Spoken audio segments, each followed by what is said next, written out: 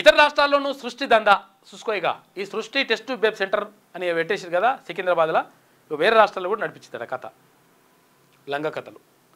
తెలంగాణతో పాటు పలు జిల్లాల్లో నమ్రతకు ఏజెంట్లు, నమ్రత అంటే ఆమె దాని డైరెక్టర్ ఏమున్నది కదా ఆమె, అబార్షన్ కోసం వెళ్ళే వారికి డబ్బు ఆశ చూపి వాళ్ళే ఇస్తారట. ఎందుకంటే అబార్షన్ కోసం వెళ్తారంటే అంటే మాకు వద్దు అనుకున్న వాళ్ళే అబార్షన్ కోసం వెళ్తారు కదా, వెళ్తే మీకు డబ్బు ఇస్తాం, మెల్లగా కొంచెం ఈయనే ఉండుర్రి, పాపను బాబు ఉట్టేదాకా ఉండండి, మేము దాన్ని తీసుకొని డబ్బు ఇస్తామని చెప్తారట.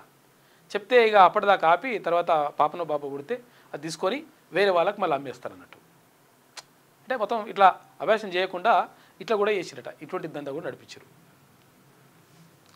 4-5 ఏళ్ల క్రితం కూడా హైదరాబాద్లో ఇదే తరహాలో శిశు విక్రయాలకు పాల్పడినట్లు గుర్తించిన పోలీసులు నిందితుల విచారణకు కోర్టులో కస్టడీ పిటిషన్ కూడా ఇస్తున్నట్టు పోలీసులు. సృష్టి ఫర్టిలిటీ సెంటర్లో ఏం జరుగుతుంది సార్, పోలీసులను ప్రశ్నిస్తున్న పలువురు దంపతులు.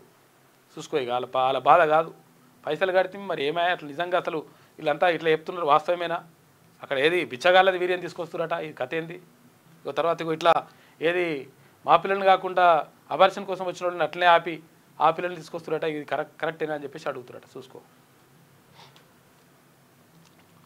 ఫెర్టిలిటీ కేంద్రాల్లో తనిఖీలు.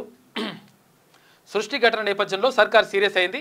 రాష్ట్ర వ్యాప్తంగా 292 కేంద్రాలుంటే గ్రేటర్ హైదరాబాద్లోనే 213 ఉన్నాయట. చూసుకోయిగా ఎట్లా నడుస్తుందో దంద చూడరి. బిచ్చగాళ్ళ వీర్యం అడ్డా కూలీల అండమంట. చూసుకో లేడీస్ అయితేనేమో అడ్డా కూలీలు ఎవరన్నా పాపం ఉంటే వాళ్ళ దగ్గర అండం తీసుకొచ్చి అది బిచ్చగాళ్ళ దగ్గర వీర్యం తీసుకొస్తున్నట. ఫెర్టిలిటీ దందాలో వికృత పార్శ్యాలు కనిపిస్తున్నాయి.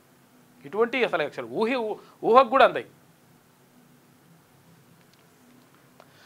ప్రజల వద్దకు వీళ్ళు ఏమనుకుంటారంటే వీళ్ళే వీర్యం ఇస్తున్నారు, తండ్రి వీర్యం ఇస్తున్నాడు, తండ్రి అండాలు ఉన్నాయని చెప్పేసి వీళ్ళు అనుకుంటారు. కాకపోతే అడ్డా కూలీల అండాలు తీసుకొస్తున్నాడు, బిచ్చగాళ్ళ వీర్యం తీసుకొచ్చి కలిపి పిల్లల్ని చేసి ఇస్తున్నారు. ఇటువంటి కథ.